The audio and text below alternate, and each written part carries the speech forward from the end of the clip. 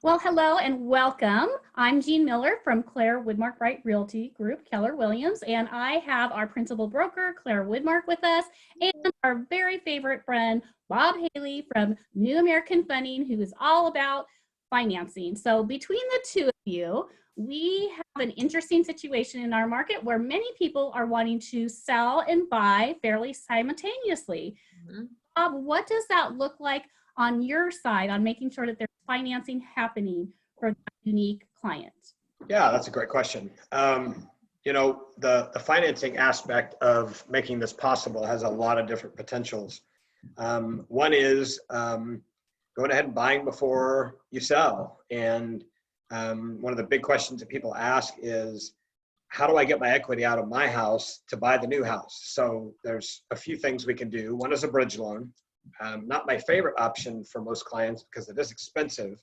But it is an option where we tap the equity from the old house, put it down on the new house. When you sell your old home, that bridge loan gets paid off, and then you are into your new house, known as the permanent financing. So that's one avenue. The other avenue is to proactively get a line of credit on your house before you list your home and have that equity available. So when you are ready to make an offer on a new house, you've got the equity ready to go. And then the other is to just see if you have enough money currently in assets where you can put a small down payment down on the new house, go ahead and close, and then sell your house. When you sell your house, we move that equity to the new house and we re-amortize your payments. All of those options require pretty substantial financial strength. And that is something that's important because we have to qualify you with all of those payments. So we want to get in front of you as quickly as we can, kind of look at the big picture. I'll educate you on the three options, and then obviously you can choose if that's the right avenue for you or not. But that's one way. Those are a few ways that we get to do that. So there's options. Nice Absolutely. in this market. Yeah, absolutely. And then timing sounds like it's an important part of it too. So Claire, talk a little bit about timing in terms of some of the options that Bob has presented. How is that going to work from the seller buyer side? Sure, and I think options really is the word. Our style is a very advisory. Mark and I are not salespeople. So when someone says, hey, we're thinking about selling our house, and we get to sit down or Zoom and talk through kind of what they're thinking, I always want to lay out all the options for them up front. I never want them in 6 months to say, shoot, I wish we would have thought about XYZ. Why didn't we talk about that? So our style is to show you as many options as possible so you can make a wise decision. And so what Bob just talked about are the options if you want to have 2 mortgages at the same time. The other option, option number 4, is to sell your home, close on it, and then close on the next home using that equity from the sale to close the purchase of your next home. And it's interesting because we are in the throes of spring market here in Portland, even in the midst of COVID-19. There's a lot of activity out there, and there's very few contingent offers. Jean, you and I did a look back 10 days for early April from the 5th to the 15th, looking to see, are there much like bumpable status, which is what this is, which means contingent offers are in place, and there's really not that many. So timing is really important because we have to get our sellers so strong in their transaction with their buyer before we write an offer on the next house to close. So timing is important. Because there's so many multiple offers, we just want to go in as strong as possible.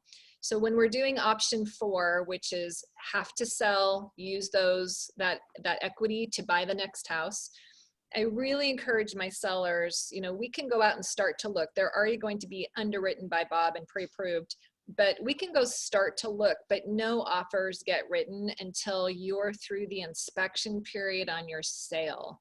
Because that, of all the different contingencies on a purchase and sale agreement, the inspection is when some things might have that transaction fall apart. So once you're through the inspection period, you are now, if you're making an offer the next day after everything's clear, we're still closing in 30 days. So now you're 15 days into your transaction and potentially 30 days from closing on the new house. So timing is really important.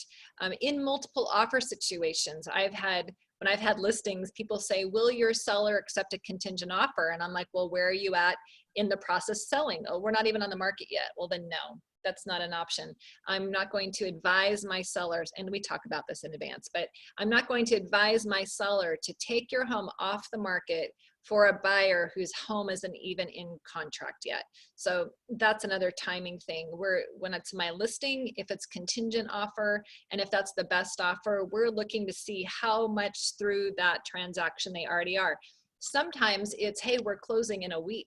So this contingent offer, we're closing on that house in a week and we can close on this one 21 days after. So that's awesome. The earlier in the transaction, the weaker the offer. And so we want to make sure we set you up for a strong contingent offer if that's your situation. And we talk through all of those things, but timing really is the most important part of that. So part of that timing is really teamwork. So Claire, there's a you do with your magic wand with the buyer seller, and then also on Bob's side, what can you do to make sure that that person who is submitting a contingent offer is going to be successful in having that offer accepted? Yeah, there's Claire and I have put together a pretty good system and have won deals. We've actually had our clients not be the highest price offer and still be the accepted offer because of the way we present the buyer. So one of the things Claire's really good about is just educating the client that we need to get you 100% approved. And, you know, unfortunately, there's a lot of lenders out there that do pre-approval letters that haven't really even started the process. They've had a phone call where they've said, how much do you make? Is your credit good? You know, they're doing things like that and they haven't got any documentation. They haven't pulled credit. They haven't asked the meaningful questions that can really blow up a transaction down the road. So we spend the time in getting all of the clients' documentation, we pull their credit, we even send the file to an underwriter and have their file completely approved, subject to the title work, which makes sure we have clean title on the property they want to buy, and the appraisal, if we need one. So that piece is profoundly more advanced than most because there are no lender contingencies. We're going to close that transaction as long as the property holds up. So that's one big thing. And then the other thing I do is I actually call the listing agent when Claire submits the offer to really have a verbal communication line of, I open up that line of communication early saying, look, I'm a legitimate loan officer. We've already got them underwritten, approved. This is a very strong client and for these reasons. And we even back it up with a seller guarantee that we put in writing that says if our buyers can't close based on their ability to financially close the transaction, we're going to pay the seller $2,500. And that's something that listing agents really pay attention to when I have that conversation with them. First of all, they love that I call because most don't. But that security of having a fully underwritten file really gives them ammunition to go back to their seller and say, look, these guys are going to close, assuming they sell their house if it's a contingent offer, or it's just going to happen fast because they've already done all the heavy lifting. No, that's fantastic to hear. So between the two of you have 45 years nearly of experience in the industry, and you guys really do make a great team. So, teamwork makes the dream work. So it's wonderful and it benefits the sellers and buyers out there. So thank you so much. Claire, anything else that you would like to address? Yeah, I mean, I would say facts over fear. That's Yes. my new slogan in this time. And all of this is very doable. I would say probably 10 of our clients each year, 6 to 10 of our clients each year are doing a sell buy at the same time. It's normal for us. We're used to it. We're more than up to the task. We know the hurdles that can come up and we don't like surprises. So we're always looking down the road to make sure that things don't pop up, or if we think there might be some things to evaluate, we're dealing with those first, not later or at the end of the transaction. And the really great thing about Bob and his team is when everything aligns right, they're still closing in 25 to 30 days. So, again, with timing, if the listing of our seller is, you know, halfway through its transaction and everything's going really well, Bob and his team are able to work really quick. And because everything's local, they're nimble, and we're not waiting for someone from Cincinnati to look at the file. Having them already under, I cannot tell you how many times I talk with buyers, lenders, whether it's for my listing and I'm vetting the buyer before my client looks at the contract, or it's my buyer and they come to me with a different lender. There's no underwriting approval. No one spends the time up front to fully vet that file, and Bob and his team do, and it's really amazing. So things like that give a seller confidence. I share our marketing. I share that we have an offer in backup position. I share where we're at with the contract. I even share the other agent's name and phone number if they, the listing agent of the house we want to offer, if they want to see, hey, are things going well? You know, so we want to do everything we can to assure that seller and that listing agent that we're serious, we're willing, we're able, and we're really putting our money where our mouth is. Like, we put strong offers in place. And like Bob said, it's not even always about the highest offer. It's about the most solid written contract. It's the terms. It's the down payment, you know, and sometimes we're not the strongest down payment either, but all of those terms compile, and we have a lender who can close quickly, then we can just make it as easy as possible for that seller to say yes to our buyer, seller, and then it just is dominoes. We close on house A, and then 5 days later or 10 days later or 15 days later, we close on house B.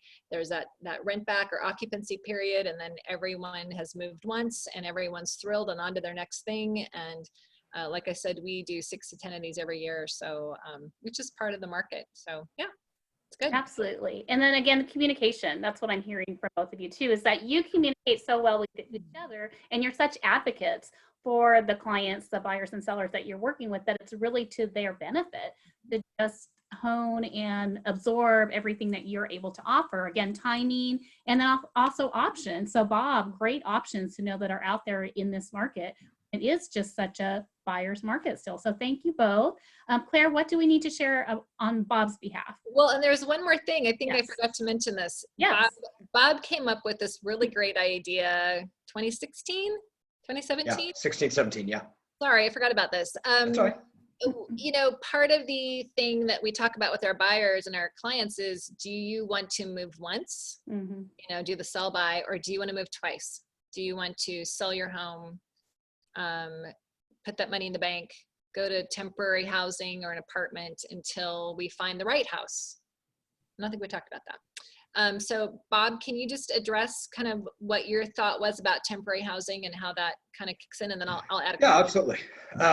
You know, back in 16, 17, when the market really heated up after the last crisis, there were a lot of, you know, our inventories were still very low. We were having multiple offers, and the fear, a reoccurring question I kept hearing was, well, what happens if I sell my house and I can't find a home fast enough that I want to buy? And it was putting a lot of pressure on the market, because sellers were just holding back. They weren't willing to go ahead and commit to sell. So I did some research and found that if you own a home now and you are paying property taxes, insurance, utilities, cable bill, cell phone bill, I mean, not cell phone bill, internet, all of those things that come with owning a home, maybe landscapers that you pay for. If you look at the expense of all of that, and then you look at a Residence Inn or a hotel that does a long-term stay, first of all, there's a couple of great benefits for that, because you get a maid, which is awesome. And oftentimes they have a pool. So if you have children, you know, it's difficult to live in and be displaced from your home. But if you have a pool, I mean, that's kind of a win for the kids, right? So I explored that, and the cost of putting money or all of your stuff in storage, and then the cost of that hotel, it's about even. And it does stink to move twice, but to take that fear away and to take that pressure away from having to find a home tomorrow because my house is already sold, what am I going to do? That's a really nice avenue to just relax, take it one step at a time, sell the house, get all your money, and now you're a buyer that has no contingencies other than the condition of the property, can make a very solid, aggressive offer, and we can close super fast with that. So just something I explored, and a lot of people took advantage of it. It's such a smart idea. And, you know, again, one of the options is to sell and close on your home, put things in storage, do an Airbnb or a short-term rental for up to 6 months. The thing that our heart is for our buyers is we don't want you to ever write an offer because you're under the gun or you're stressed or you know, when that happens, I see people trying to do a square peg in a round hole, and I kind of step in and say, whoa, stop, you know, time out. Are you making this decision out of stress and forcing it? Because that's not the reason to spend multiple hundreds of thousands of dollars, whether it's a condo or a townhouse or a dream house. It's not the reason to spend that money to get away from that pressure. If you do that, then you have a house that you don't love, that you bought because you felt pressure to by your circumstances. And that's not the way to buy a house. So we would much rather, no one wants to move twice, but in looking at the options, you do have your best opportunity as a buyer that's not contingent with all of your down payment money ready to go. That is your strongest position. So if, you know, packing things up, putting it into storage, frankly, you're going to do that getting your house ready for the market anyway, because you have to, you know, depersonalize, declutter your home. But to just go into temporary housing, it just, oh, you can just see people, like, the stress is off. They have the luxury of time to take the time and find the right house in the right place at the right price. And they just don't have this deadline looming, which was in their circumstances, but no one wants to make a decision under that. And we certainly don't want you to. So I really think that ultimately, you know, buying and being done, having temporary housing, however that looks, and then having the luxury of time to find and buy your next home is the best opportunity. Selling and buying overlapping is number 2. And then people who have the finances to afford mortgages. I mean, the point is there's lots of options, but none of us want you or anybody making decisions out of stress because of your circumstance. And there's a lot of ways to avoid that. So that's what I would say. That's all I have. That's all you have. Well, and I love that. Facts overcome fear, and just the heart that you both have for really advocating successfully for people is amazing. That is irreplaceable. It is priceless. So thank you both for that. So Claire, what do we need to share on Bob's behalf? Yes, let me just, you know, just so you all know, we always have to flash up some compliance stuff. Lenders have legal compliance. They have to state who they are and their address and their NMLS numbers and their cell phone. And so we're still new at this Zoom thing. So I'm just going to share it really quick because we want to keep Bob all legal. So there is his compliance. Yay. NMLS, Yay. address, Woo. cell phone. Yay. And Wonderful. I'm sure that eventually we'll be so savvy at this that we will I have know it'll Absolutely. wonderful. But Yep. until that time, we have my little share screen. So thanks. That's right. Right. Thanks, And Bob. thank you again. You guys are wonderful. We'll look forward to hearing more next Bye, time. guys. Take care. Yeah, thanks. Bye.